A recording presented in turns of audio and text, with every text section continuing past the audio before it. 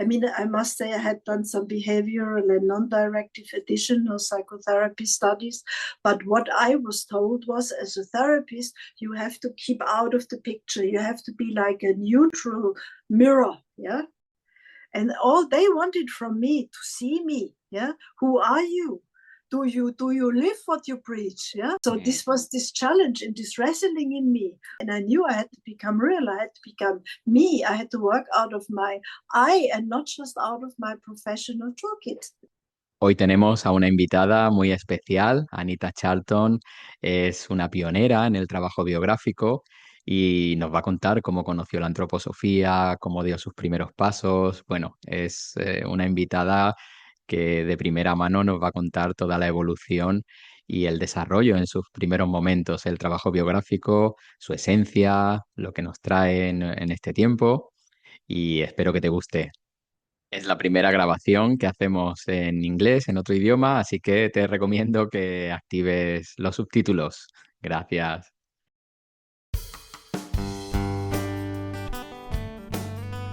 Now we have a very special program today. We have Anita Charton as a guest. Anita, good morning. Good morning, Hector. A real pleasure having you today in Biografías en singular. Well, it's a pleasure and an honor for me as well. Thank you, Anita. Okay, you told me just a few minutes ago, you are now 74. Yeah. Because we try to fix the age of our guest because most of our audience are biographical workers, and it's as you know, it's interesting for us to know what moment of life is the person. Also, that you were born in near Stuttgart in Germany. Yeah. Okay, and now you are retired and well, not completely retired. Oh, I think I will never completely retire as long as my mind and my body allows me to be active.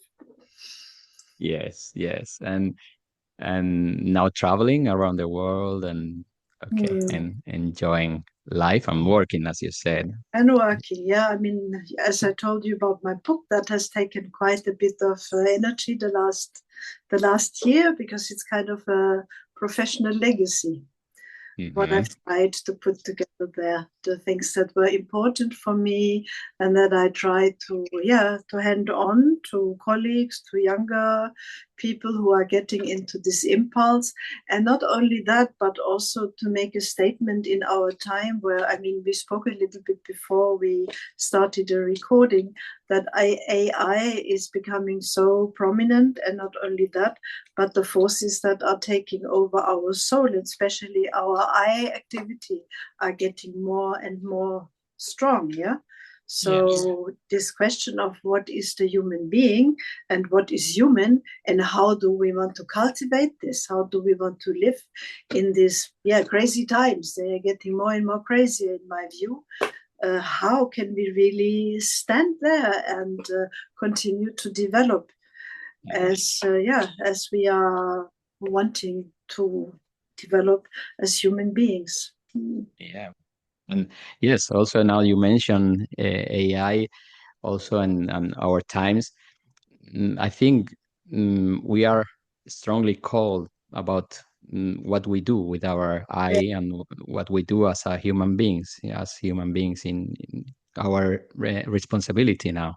Absolutely. It feels almost to me as if we are standing on a crossroad, that we will have to make decisions.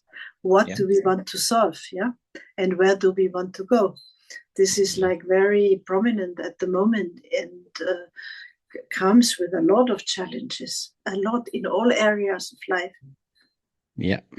Okay, this is what I would call a very strong start. Okay. Yes. Okay, Anita, if that's okay with you, can we start from the beginning, from your childhood, and we'll reach this present. We will take it. You were born in Germany? I was born at the oldest of two sisters Okay. in a small town, like in the south of Stuttgart. And actually, it was quite a special town in the sense of it was the home of Mauser. Mauser and Heckler and Koch are some very prominent gun factories. Yeah, Wow. Mauser has fabricated most of the weapons for the Second World War, and a lot of foreign workers were forcefully working there. And Heckler and Koch now is one of the leading, I think, weapon factories that provide the German army and guerrillas all over the world. So, and this in a very idyllic forest road town. Mhm. But I could feel it in my childhood and in my upbringing, but I could, of course, not put any name to it. There was kind of a shadow hanging over this town. It was heavy. Yeah, I felt. Of course, my early childhood.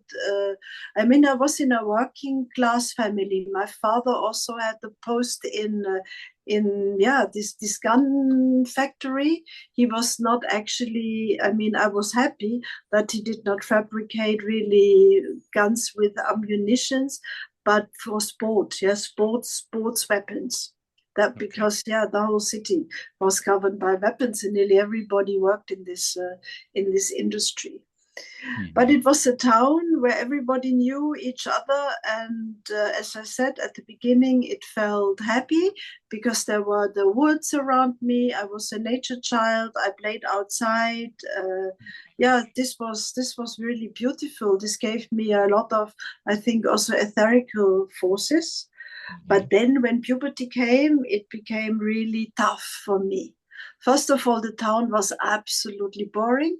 There was nothing to explore, and my mind, was active. I wanted to get nourished by the world, and I didn't find this nourishment there. It felt narrow-minded. And my parents also to me felt very narrow-minded. It was the Second War generation. My father having been really traumatized by the war, and all his main motives in life, his main life force was around how to build security. How can I put a shield around my family so that nothing will happen to them? I think that was a deep, deep down impulse. But for me, it did not meet at all, what I was looking for. I did not feel like in a secure, I didn't want to feel in a secure environment where I could not move. So we had a lot of clashes, him and me. We really, really fought a lot. So I had to really to stand up for myself. And I was also the first one of the family who had higher education. So they gave me that, with the result that I turned against them, in a way. I think they often regret it because I stepped out of the family comfort zone and looking for more.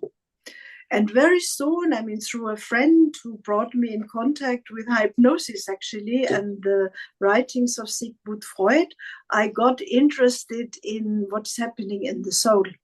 I think I was 17, where I made a plan for myself that I wanted two things in life. I wanted to get to know what is happening in the soul, in the human soul, why people are the way they are. And the other one was I wanted to get to know the world. So it was like this being restricted in this narrow environment gave me even a stronger force to want to go out. And I knew if I wanted to make my own way in life, I had to get my A-levels, my Abitur in German, the high school entrance exam. I had to get that, otherwise doors would be closed. So this is why I stayed until I was 18 in this town. And I wanted to study psychology, but my parents, especially my father, thought this was not a profession for a girl. He wanted me to become a teacher, and it's the last thing I wanted to do, or work in his firm. And I just wanted to get out, so I had to think of something. Yeah, so I thought, yeah, well, if they don't let me do psychology, what can get me out? I want to become a translator. So if you want a translator needs to travel here, needs to learn languages in different countries, which they made sense to them as well. So when I was 18, and my favorite country at the time was the United States.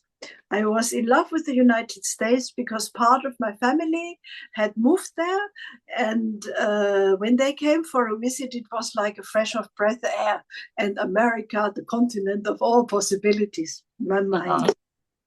And so I was looking for a job as an au pair in the USA, and I was waiting till the agency gave me an address. And at that moment, they changed the law. You had to be 21 to go to do that, and I was 18. Yeah. Okay, so you couldn't move to the States. And then plan B, what's my plan B? I didn't want to go to the UK, didn't attract me at all. Plan B was Paris. I want to go to Paris. So this I managed. So I managed to go to an au pair family with 18 to Paris. And to make this was I tell you this story because it's really funny. I was then working in this family with 3 kids, being very busy, and they put me in a language school that cost a lot outside of Paris. They were in a suburb of Paris, so I didn't even, this was not what I had imagined.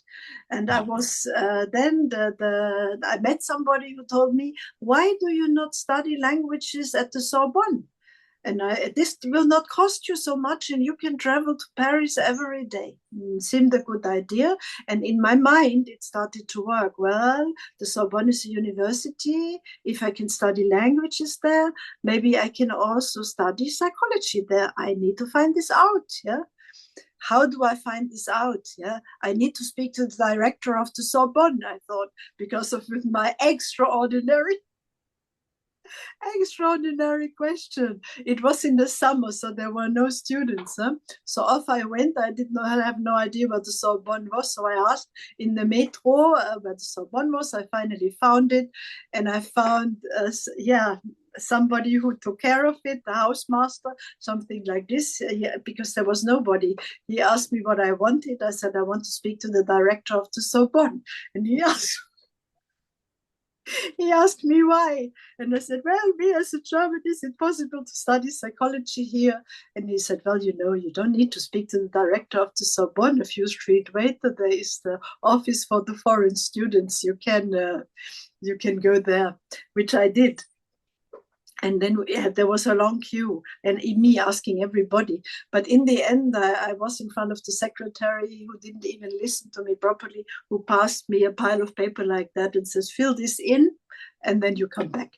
So to make the story short, I ended up studying in the Sorbonne, not understanding a word for my first 3 months, but it was very exciting. Wow. So I stayed there until for 4 years I lived in Paris and studied there. And during it was the hippie time, yeah. So in France, one had long holidays during the summer. So okay. I took this advantage with my boyfriend to travel around. We went to India when I was 20 overland, and there, my question of where do we come from, where do we go to, was already a question that I had, why I wanted to study psychology. And it also led me to then study all the mystical currents of the different religions.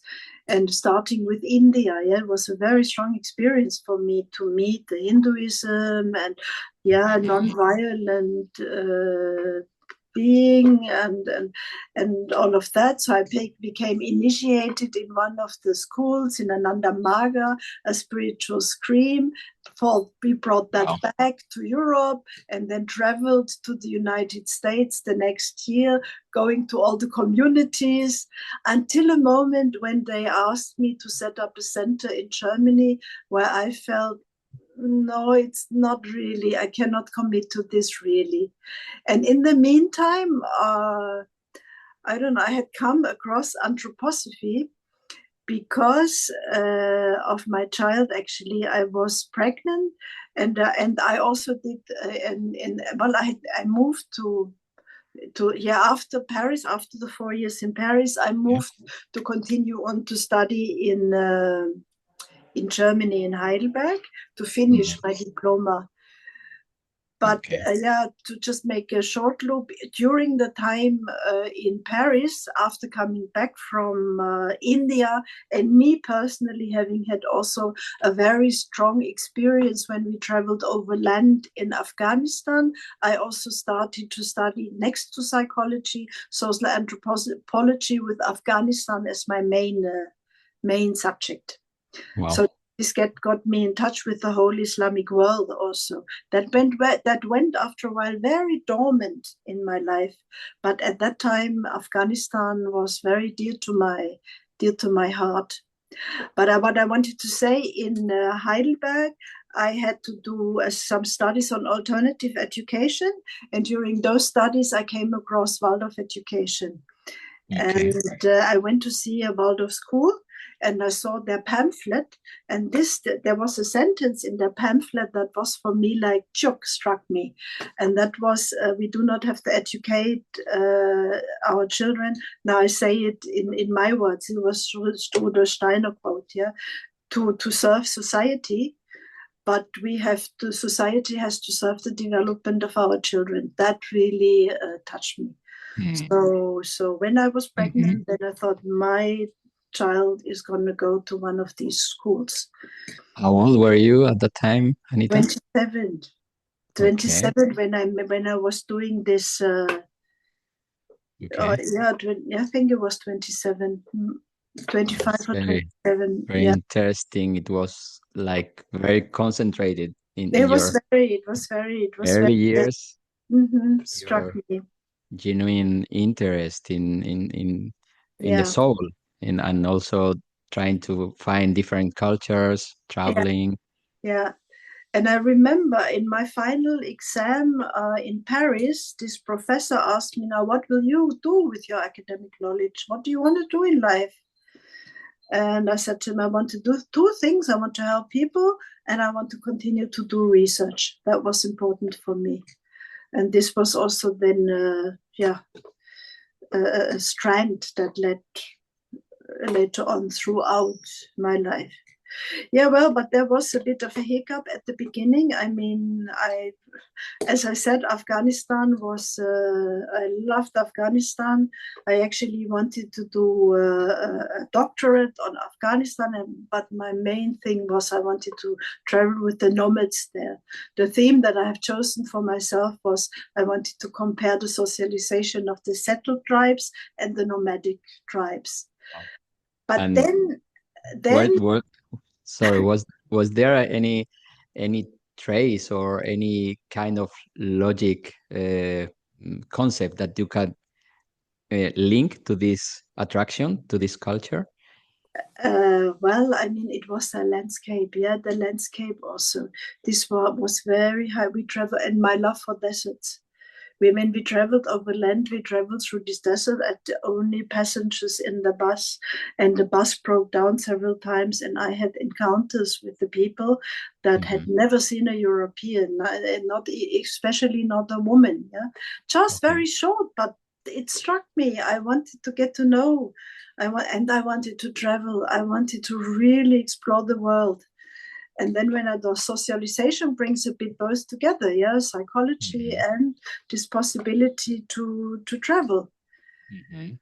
But I got pregnant. No, and that was not at that time. I didn't get pregnant yet. But the Russians came to Afghanistan. When I traveled this country, it was before the Russian occupation, because before it got really destroyed by first the Russian occupation and later on the war.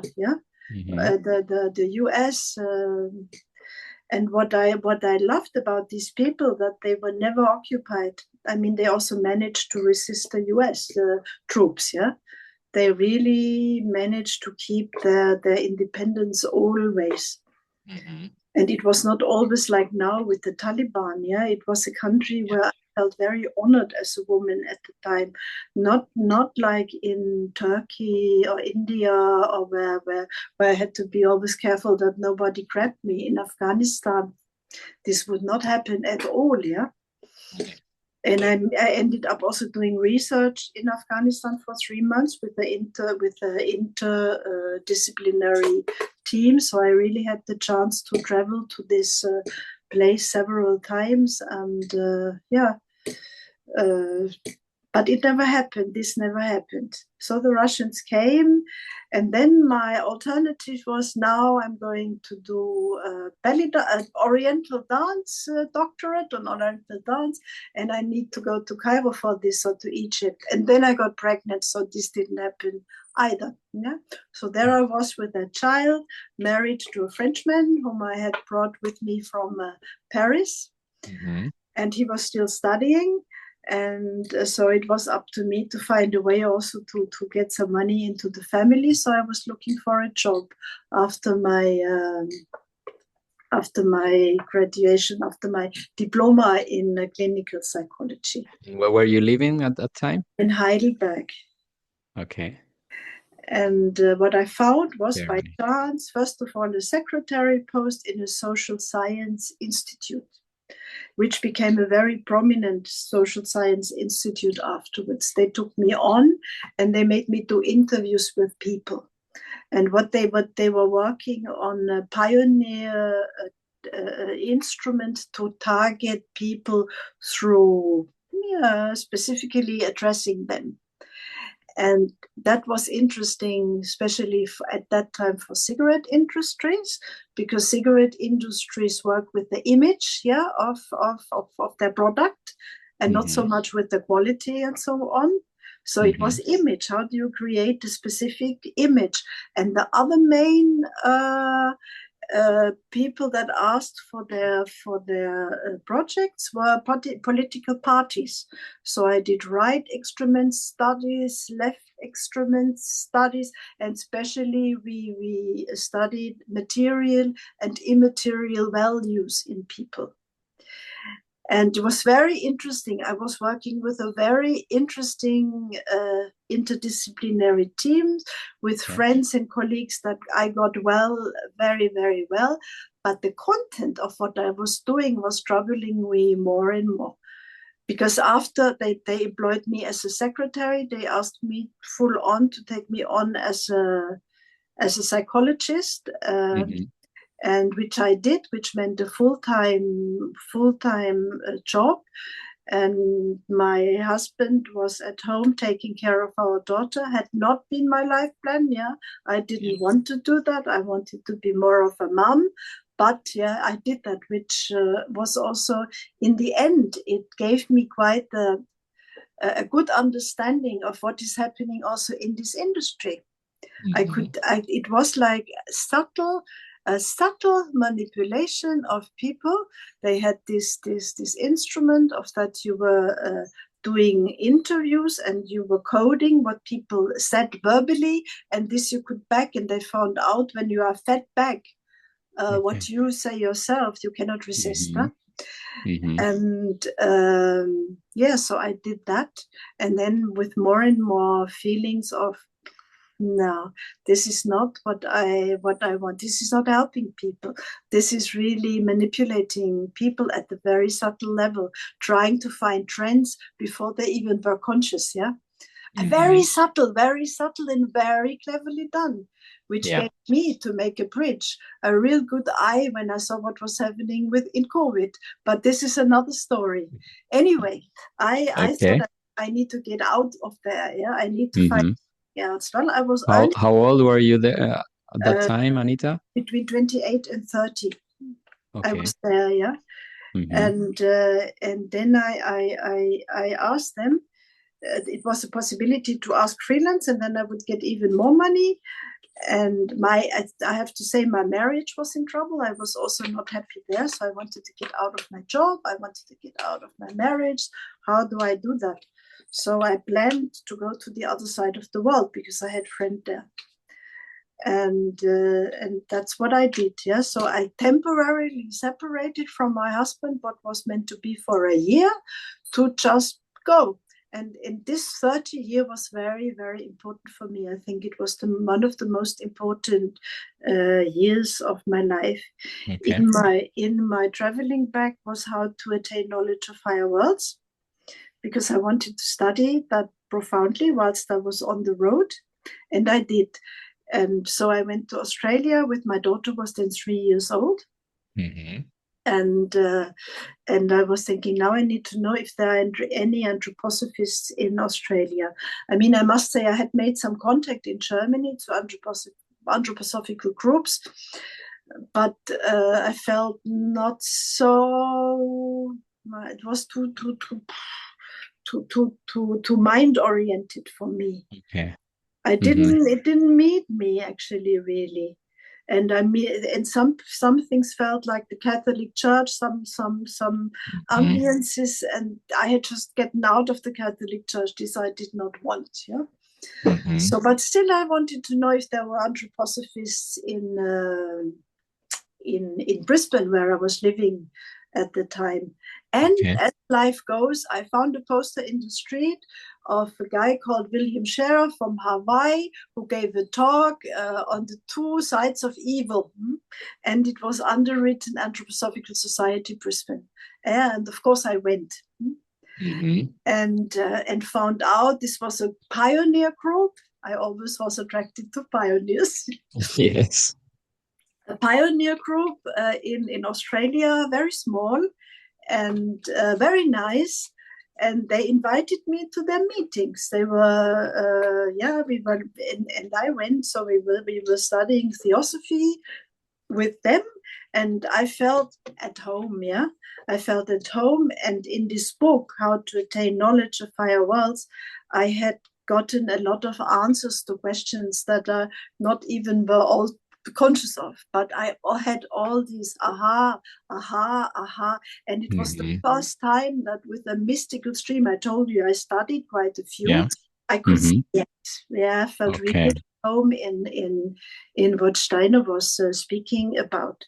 So I was staying there. I was staying there for a year. I mean, I had to go out of Australia after 6 months due to visa reasons. And during that time, during 3 months, I traveled to New Zealand and some of the Pacific Islands to come back for another half a year in Australia. And by the end of it, I decided to become a member of the Anthroposophical Society. Okay. And was it, Anita, the first time you were in an anthroposophy group working and Well, I was 31. Yeah, but I mean, was it the first time you had the chance to work together with more people into an anthroposophy group? As I told you, I was a guest in an anthroposophical circle in a study group in Germany, but it was very big. And there I felt only some people were speaking and the others were fearfully holding back to not say something wrong. Yeah. So the atmosphere was tense for me. And this was completely the opposite in Australia. It was open, and in the end, a small group. After the end, we were sitting together, having a drink and chatting. We got to know each other. But parallel to that, in Brisbane, I also saw a lot. I went a lot to the what so-called relaxation center, which was an offspring of the Finton community. So I did a lot of alternative courses there, and really studied a lot of different subjects. And there I had a really interesting, for me, very, very decisive moment. They offered a so-called One Earth gathering that was traveling around the world with conferences in different places every, I don't know how many often years. And there was a pre-conference of 50 people and who were looking into what the world needs today and subjects, hunger in the world and social initiatives, all the subjects that fascinated me. And I mean, it was only open for people with an initiative, and I didn't have an initiative, but I really wanted to go there. Yeah. So I talked to the organizer and I pleaded him, please let me come. and he did. So I was there, and then I felt an inner, how can I say, a need for justification why I am there. And so at a certain moment, when they all came to the microphone and spoke about their initiative, I also felt I had to go there. Yeah, so I went, and I said something like, yeah, well, I don't have an initiative yet, but I promise you I will have one, because this journey that I'm now doing to Australia, I didn't know exactly why I was doing it, but now I know, and this has given me a lot. And all what I have been given also by you, I want to transform it into something that I can give back to the world. So it was like making a promise, yeah, a promise to the world. Very honest. It took me courageous, at my heart was pounding. It was a big group to listen to me. So you made a commitment. I made a commitment without knowing exactly what was growing in me was that I wanted to study anthroposophical psychotherapy. That became clear through this. In the end, I was 1.5 years on the road with my daughter, stopping on the way back also in some countries, Malaysia, Sri Lanka, and so on. And but when I was doing this promise to the world, I was exactly 31.5 years old, which important. Which I only saw that later. I mean, at that time, I had no idea about 7-year cycles and so on. Yeah. Wow, it's amazing how you manage to travel around the world and to get deeper into your interest and your questions and your plans, as you said to your teacher. I want to keep learning and serve to the world, right? Yeah. It's amazing how you try to manage also with your daughter with you in another continent, different cultures. Yeah. But you keep trying. I had a strong will. Yeah, I had really a strong will. And the kind of an image, even if I could not put clear contours around it. But then came so as I said, this year in Australia was a climax, but then came the anticlimax first. Yeah. When I went back to Europe, I went back in the autumn. It started to get cold, and I was starting to look out, where can I now put my impulse to study anthroposophical psychotherapy into practice. And then I found out it didn't exist. Yeah, there was no studies in anthroposophical psychotherapy. Only what I came across, two things, was there were two times a year a conference of a so-called anthroposophical psychotherapy institute that did not have a training but just conferences. And it had been initiated by a very interesting woman called Käthe Weizsäcker. She was a Jungian analyst, at that time 80 years old, or in her 80s, having been given her diploma by Jung still himself. And I met her in this conference, and she told me that for the first 14 years in the Anthroposophical Society, she had just been silent, because she didn't dare to speak, And then afterwards, she had this impulse of setting up this institute where she wanted, Jungian psychotherapy and anthroposophy in a way to come together. So I went there with a lot of hope that I would meet my colleagues there for the future.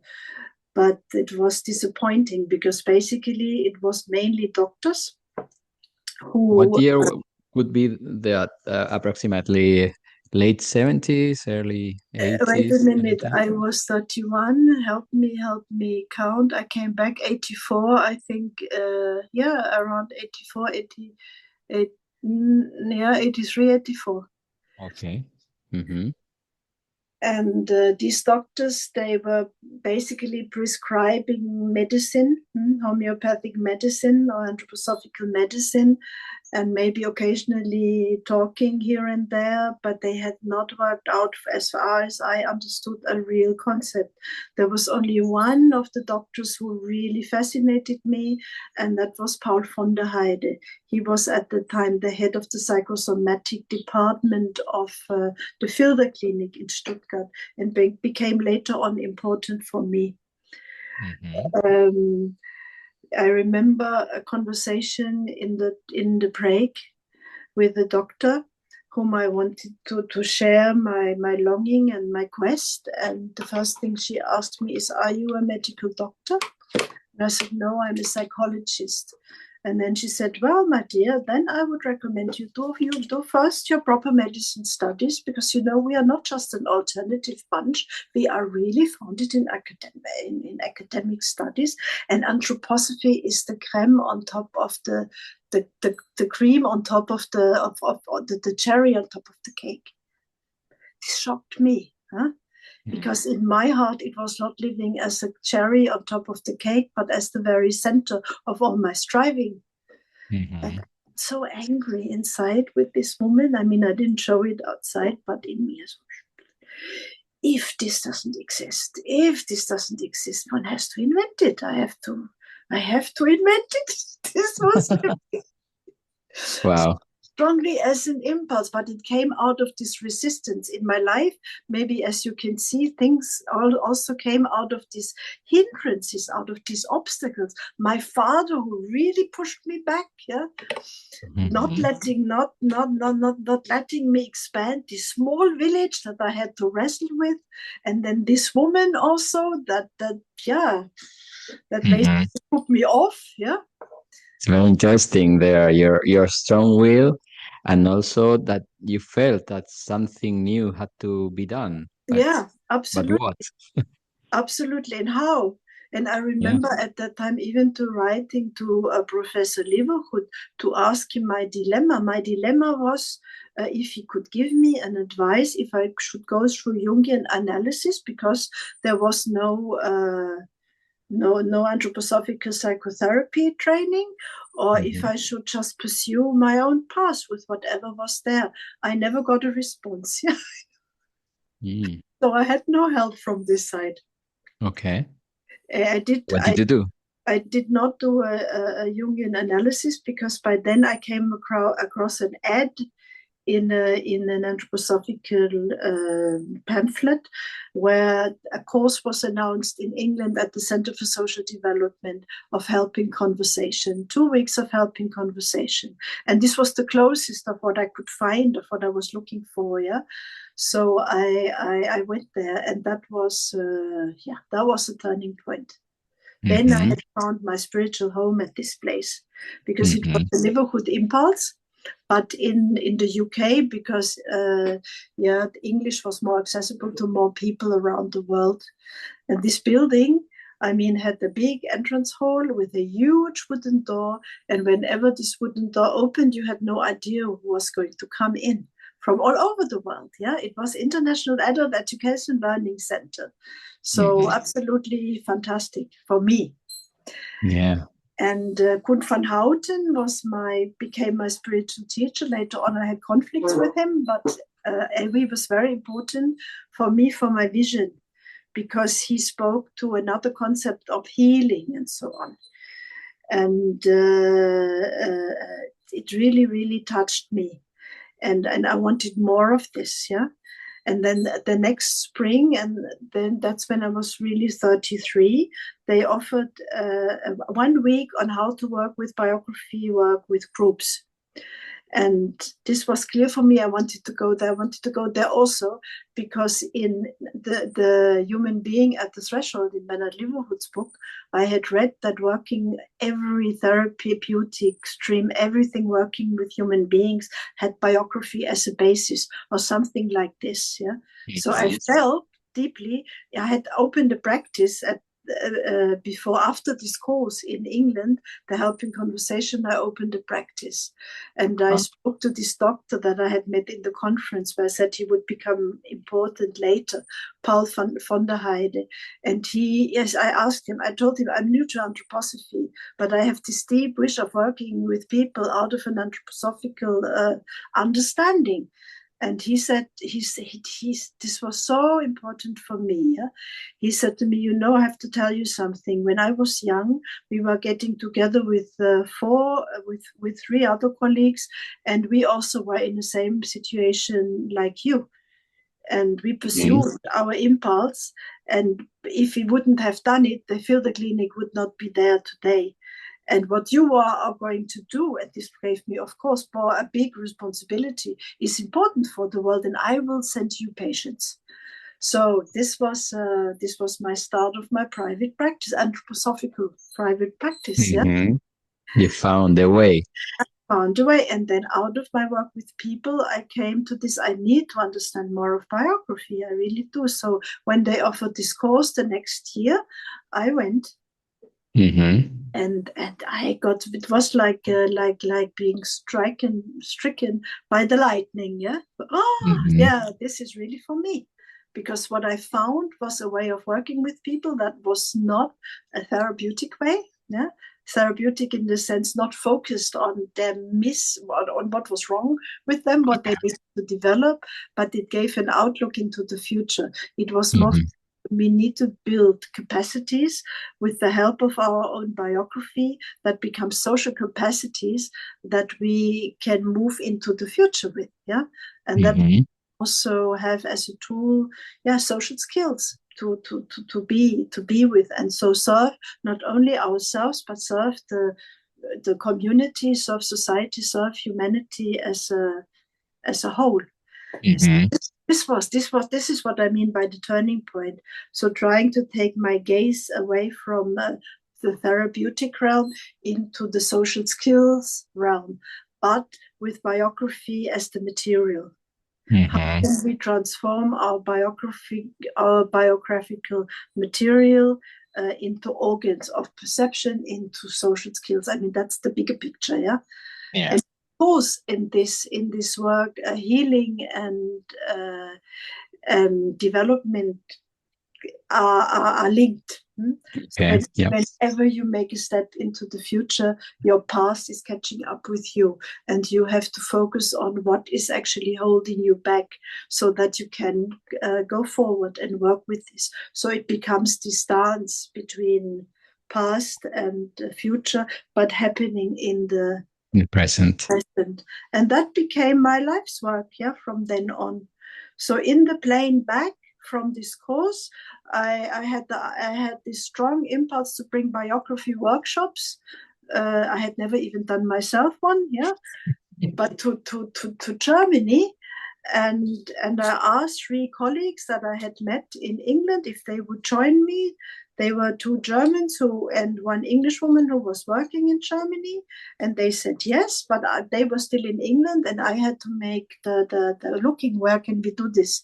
And I found the Forum 3 in Stuttgart, which is also an adult education center, social center, and I went there and I talked to the guy who organized their seminars, and he had never heard about biography work. I was so enthusiastic.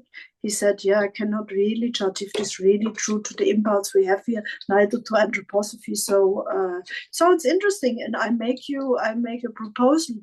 You run one. I am a guest participant. I'm a participant as well. And if I feel in the middle, it does not. I cannot stand behind it. The people will get their money back, and we stop. And I said, yes, of course. So, money back guarantee. Money back guarantee.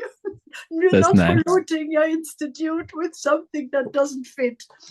Yeah, so we did it. 9 people came. We were 4 participants, four contributors for 9 people. But it was the start of a long series of biography workshops at this place. Mm-hmm. And and all the 4 co-workers became a core group there. They all did the biography workshops with us, and then later on ran them themselves. And there was even an office for biography work in the building. Wow. But after that, after this very first biography workshop that I was then running, I went to the Center for Social Development for a 3-month social development training. And the first thing I did there was a biography workshop for me. So Wow. did it the other way around. What year would be that Anita? That was 84, that I remember. 84. Okay. Wow. Now we can see the first steps about the Yeah, exactly. workshops in Europe, probably. And also one thing that I remember when you talk about this in the past, that the main focus initially were groups, were working Well, with. I mean, as I told you, I had my private practice in Stuttgart, near Yeah. Stuttgart, and then came the group work in addition. But I took this 3 months out to study social development more profoundly, because at that center I felt there is so much that they can give me, not only the biography work, but they give me a basis, in anthroposophy all over. So that's why I did. My daughter has started her first class, and she stayed with my sister and her husband, who was working in the Waldorf school, and so they made this possibility for me to study there. And but I had given up when I went for these 3 months. I gave up my practice in Stuttgart, and even for the school of my daughter, we needed to move to the Lake of Constance, so my future was open. So I went for these 3 months. Again, I went for these 3 months, and then I came back with this strong wish. I want now to work in an anthroposophical institution to even get more into anthroposophy. And so I was looking around, and at the Lake of Constance, there was a drug rehabilitation center called Seven Dwarfs. That's where I later met Ludi. There was one thing when I studied psychology that I had told myself that I would never do, and that was to work with drug addicts. But that was the only thing that came towards me. Yeah. And they offered to make it short. They offered me a job, so I started to work there as a clinical psychologist, and with this idea of how can I bring biography into this place. It was difficult because also the doctor was a conservative anthroposophical doctor, never heard about biography. What's that? And but I needed, I mean, this in these 2 weeks of 2 weeks of helping conversation, quite a few of us had said we want more of this. So 2 colleagues from the Center for Social Development started a training, what was called Counseling Out of Anthroposophy. And it was clear for me that I was going to do this training, but I needed times off from the drug rehabilitation center, which was not so easy. And at that moment, Ludi came, Ludi came into my life, and she took, with her little German that she knew, she took on my group, allowing me to study at the Center for Social Development. And nice move. Very nice move. So I did that. Ludi was working for a few years also with me at the Center for Social Development. We did her biography. She was one of my guinea pigs. And it was a very strong process, actually, that we went together. And as far as the institute was concerned, the work with the drug addicts, this was a work for me. It was a laboratory to really get to know the counterforces. Yeah, it was a very, very challenging. Especially I was working with these ex-drug addicts. Me as a young woman coming from university, they just had to show me that I knew nothing. Yeah, so they really let me into situations that were tough. It took me. It came also to a point that after 4 years I had the 4 years I had the burnout. Yeah, and but at that time I was doing the training in England. This was blocks. Yeah. And this doctor in the center said, well, I mean, try it out. I want to see what you are doing. She gave me a patient he was in his fourth therapy attempt, an alcoholic who was a hopeless case for everybody. She said, here, go, see what Try. you do.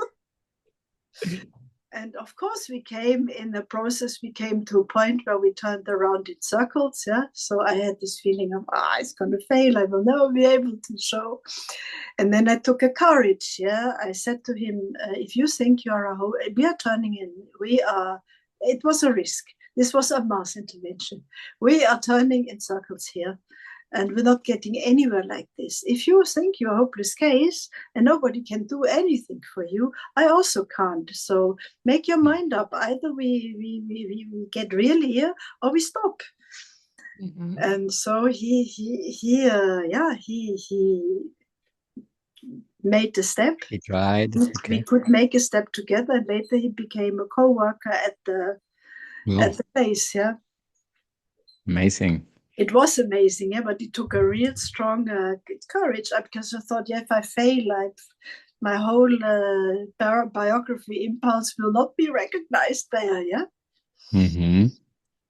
Wow, we can feel those early stages and trying and trial and error. How can we do this and getting some kind of results or people expecting what is this new method, and wow. But a lot of learning, also I was getting deeply into people's biographies there, yeah. Later I made it a point that I really made a deep anamnesis, and with some I worked, and also in my talks with the parents and them. I mean, it was very, very, very rich time, but very, very exhausting. Yeah. And they tested me to the core, yeah? Because there I had to also make a huge step myself. When I studied psychotherapy, I mean, I must say I had done some behavioral and non-directive additional psychotherapy studies. But what I was told was, as a therapist, you have to keep out of the picture. You have to be like a neutral mirror, yeah? But surely not bring yourself in. And all they wanted from me to see me, yeah? Who are you? Do you live what you preach? Yeah. So this was this challenge and this wrestling in me. How can I meet them? Yeah. How can I meet them? And I knew I had to become real. I had to become me. I had to work out of my I and not just out of my professional toolkit. Yeah. And so these were personal encounters. I was very vulnerable. They were shaking me, and I had to, in a way, standing my ground. Very, very interesting. You know how to develop this new, how you get in contact with the other person, that what the other person is needing, and is asking. And drug addicts, I mean, they test you by lying to you, by cheating on you, by telling you stories that have nothing to do with what they are going through. So and they sense you. Do you see me? Or can I hook you on? Yeah. Yeah. So this is what I had to deal with. Wow, what a challenge. Yeah, well, it was a tough learning, a really tough learning field. And how were the following years, Anita? And then when I had the burnout, I took a year off. I did sculpting during this year. My daughter was 9 by the time. 9, 10, and then I was involved in this training in the UK when she was 10. That means when she was 88. They asked me at the center if I wanted, because this co-worker that had started it and run it only actually for one round, asked me if I wanted to take it on. I must say, in this course, I was the one who had the most psychological and psychotherapeutic knowledge. And that's why he asked me. But as I said, I was relatively new to anthroposophy. But when my daughter 10, I said for the first time no. That was when I was 37, second moon node. Because, not because I did not want to go, but because I felt I could not take her out of her school and her family, my family surroundings. But when she was 13, I was asked again, and then I said yes. I will come and work there and take on to develop this training, what was called, as I said, training out of anthroposophy, counseling training out of anthroposophy. I asked, so my daughter went to Waldorf school there. I started to work in the center, first 3 months in the social development training to get some teaching experience. I had none, yeah.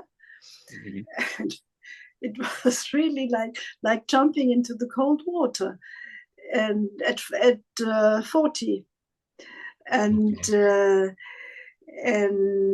so in my mind it was still this biography.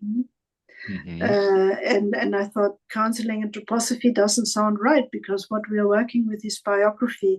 And I had asked a colleague to join me. She had done the course with me, and I told her I want to call this training biographical counseling training, not because this is we have biography as a basis, and this is what we are going to build it on, and this is what we did in the course design. Yeah, we focused the course design on this, and people came and people loved it. It was really a success. This first training in biographical counseling, which started in '92. And me personally, I thought this is a big responsibility. I need, and I want to become a member of the first class. So this I did to back me up spiritually, yeah, and to get the spiritual help I needed to do this, because I needed a lot. I mean, it was like, very daring enterprise to do that. You were conscious that you were doing a very important task. Yeah, I was not so conscious I was doing an important task for mankind, but I was inconscient. I'm taking a lot, and I don't know if I'm up for it. Yeah, that was the more my fear. I will not do justice to the people who come and whom they will work with. So but my enthusiasm overrode all of that. Yeah. Overrode my doubts, my fears, my everything. Yeah, we can feel it. We can feel it in your talk. And Koen van Houten, who I said was very important for me, especially in these first years as my spiritual teacher, as the center, he once asked me, he said, I feel you are driven. What is actually driving you so much? I said, I don't know. I don't know. I just have to. I know I have to do this. Huh? Well, later on, I did some more, but looking back, why? But at that moment, with second moon node and 40, it was not yet so conscious why.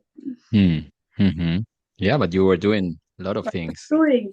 And as I said, this center was an international institute, so I could work with people from all over the world, which I loved. And then then parallel to that, there was the movement in Donach, where the biography conferences were born.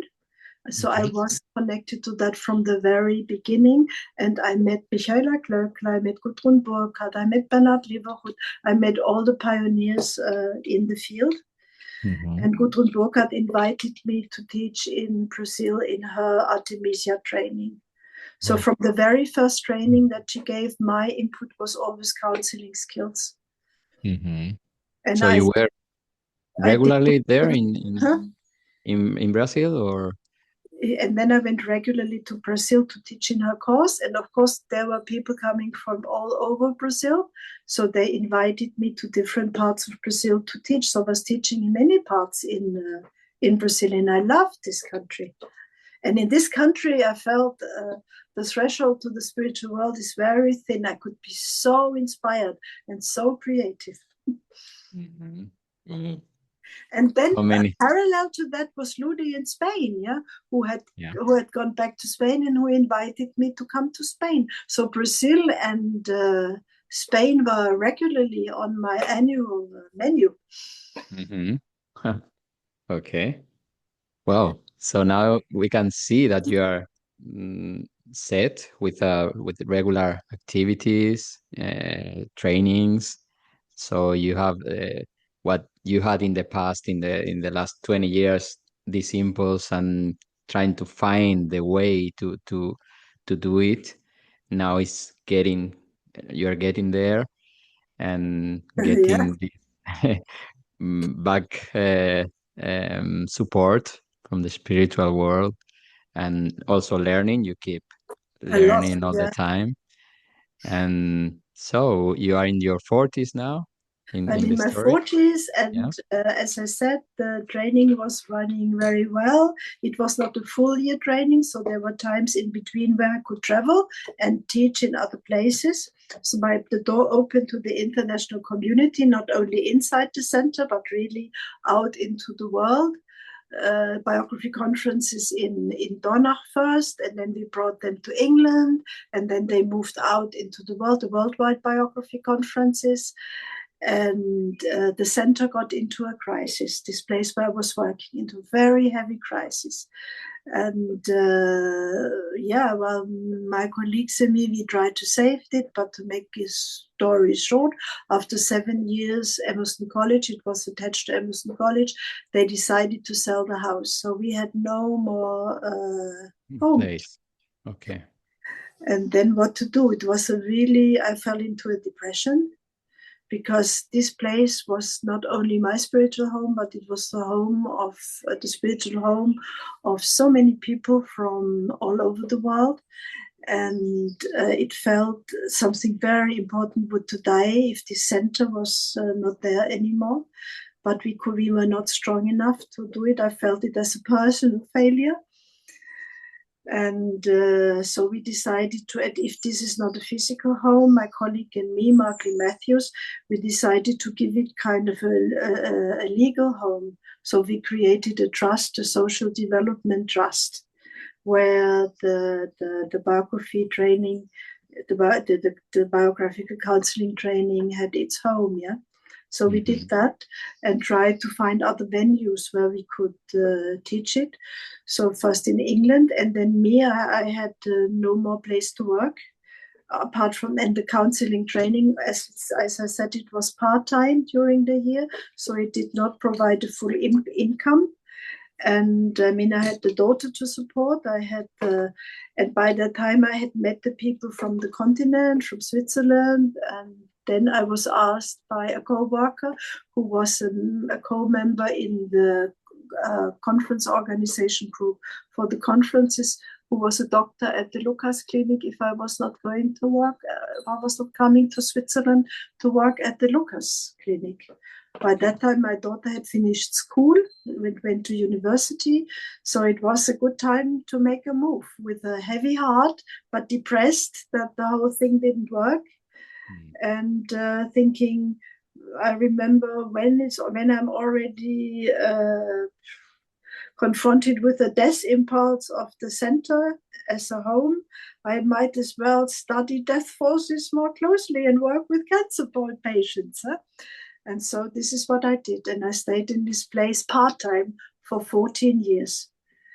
And during these 14 years, a part of the year I was always out and continuing to teach in the world, continuing to teach in Brazil, in Spain, coming every year. And then there was course in South Africa, and then later came Chile. Now this is very recent, but France, after 34 years of leaving France, they asked me to teach biography work in France, which was actually very nice to enter into the French language again and in this culture for a number of years. And in that time, was also in 2003 a very important point. Out of a biography conference in Dornach, there was this impulse of creating International Trainers Forum, of which I was a co-founder, yeah. And I coordinated this until 2020. And we met with this group that became more and more international once a year for 3 days. And that was always like, I had the picture, this was working out the School of Spiritual Science. We came like to the spiritual well from all over. We got nourished together, and then we took it all over, our nourishment all over the world again. So this was the one strand of the forum, and the other strand was quality. What is a quality? What is quality in a biography training? How can we guarantee this? Because the biography conferences are an open networking organ, but not the quality control. Yeah. But to stand into the world and to make this into a recognized profession, we felt we needed to do this, and we wrestled to find a form that was appropriate to this profession, that for us was a profession out of the consciousness soul, with this quality of the consciousness soul. And for me was this question now, what is it really, this question? I mean, it's clear it's eye-to-eye work, yeah?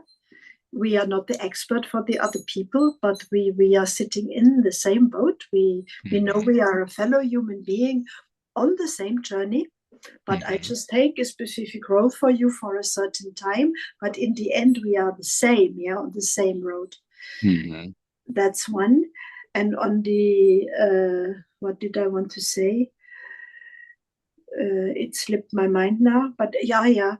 And when we were looking for forms, yeah, for real forms to hold this group, and what we and the trainings and what we were wanting to do,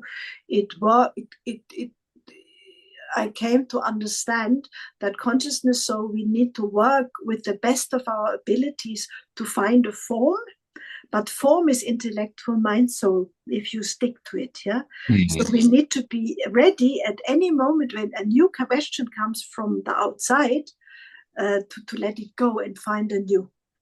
So it was this dance, yeah?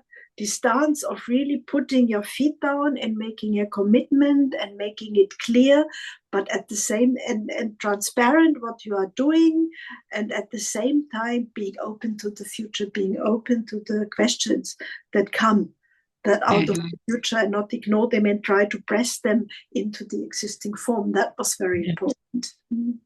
Wow, it's great to hear from you all this development, how you had to try to find ways in personally learning how to express, to teach, to accompany other persons, and also to give a professional form to it, to present it, to get this recognition. We are still at it. Yeah. It's a long way, but you set the first stones for it. Yeah, and it was always clear we will work in the niche, and we will not give up this niche, because we cannot lose our essence. Yeah, we cannot lose what is really the important point. We have to, and this is also now, I think, becoming more and more important to find ways where we can continue to be like pioneers in the fields we are working in. Yeah, and very important what you said, to keep to have the consciousness soul in mind, and to be how to say, like, involved with this knowledge, because then you can understand what we're living, the questions any person can have at our time, to have this guidance. This importance to be where what all the counterforces are trying to prevent, to come to your essence, and to come in contact with your deep, vital human questions that you brought with you also out of the spiritual world, and not have it covered over by I don't know what, but get to the core of your heart, get to the core of your soul, get to your eye, and and get in touch with that so that you can work and speak from that. Yeah. Mm-hmm. Great message. Yeah, very important and very valuable today. Yeah, because I mean, AI is much more intelligent as we are. It's Mm-hmm. amazing what AI can do. Yeah. And also getting from the intellect directly into a will impulse. But this feeling level, this is what Mm-hmm. AI, at least so far, AI cannot feel, and I hope it never will. So, but they are working at it, yeah, Yeah. to Mm-hmm. simulate.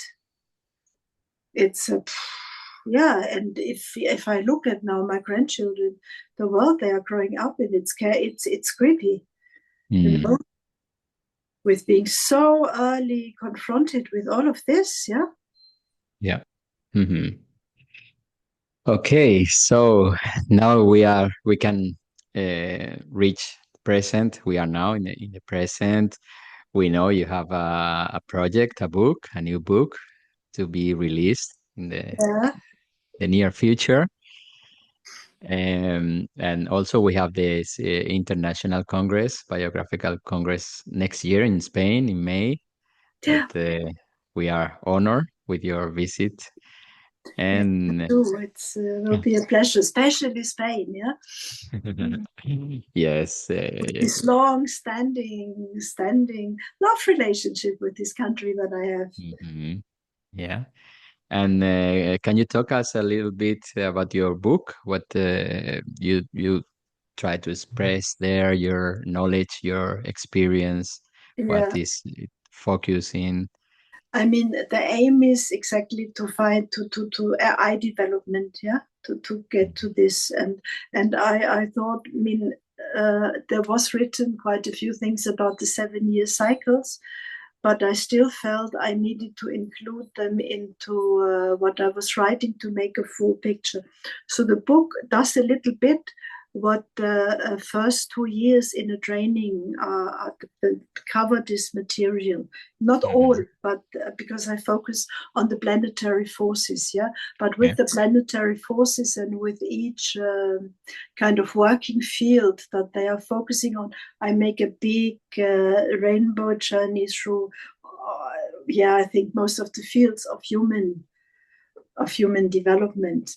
And so I start with, I mean, what is important here is the constitution of the soul and the 7-year cycle. So our biography in space, in the soul space, yeah, and in time, in a chronological unfolding of our life themes.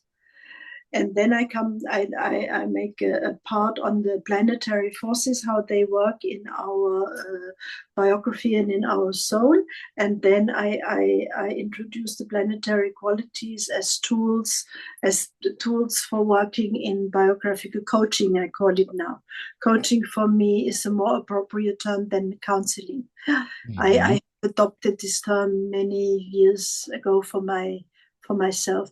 In Mhm. counseling, there for me still is too much the counsel. So the coaching is more modern, yeah. Yeah. Also a more modern approach for me, Mhm. more geared to the time needs. Okay. And then how we work with the planetary qualities, how they inform our attitudes, the different attitudes we can take towards a client, and also how they become really working methods, how they can give us exercises and tools to work with somebody. So this I describe very extensively from the viewpoint of each planet. And so then Mhm. there's an exercise section, yeah, it's exercise section after the 7-year cycles. And in the 7-year cycles, I focus on the awakening moments for our I, because that's why I on the road to myself, yeah. Mhm. That's That's the why, title. yeah, yeah. Uh-huh. Well, we can wait to have it and to read it because I'm sure it has plenty of knowledge and practical It side. has become quite the volume. Is it? Good. So, So okay, thank you. Yes. And then, I'm not, as I said, I'm not completely retired. I'm supervising still trainings. I will give a contribution, my first online contribution, full weekend online contribution to the training in Chile, where I was personally for their first round in 2019. Now they are at their second. So this will, and then there is a workshop planned in the UK. And then a contribution in the conference in Spain, and I still have some private clients. So I'm doing less, but I'm still busy. And I think I want to remain busy with these questions. I cannot see myself just retiring and work in my garden and traveling the world as a tourist. This is not what I am. Yes, we can understand it now. After this talk, feeling your very strong impulse in life and your questions, and you never stop traveling, learning, working, teaching. Yeah. And in the last years, Egypt opened up, So seminars in Egypt, and it really, even as I told you about Afghanistan, this culture came back, this Islamic culture, and I'm really deeply involved with the biographies from the people also there, and I learn a lot. I really learn a lot. Wow. But I lot don't of stories. know how long we have talked now. How long have we talked? An hour and nearly half. Wow. Wow, it's really a pleasure, Anita, hearing your very honest life and working in coherence with your questions. These early questions you mentioned before, you told your teacher, and you tried to keep your life following what you felt you had to do.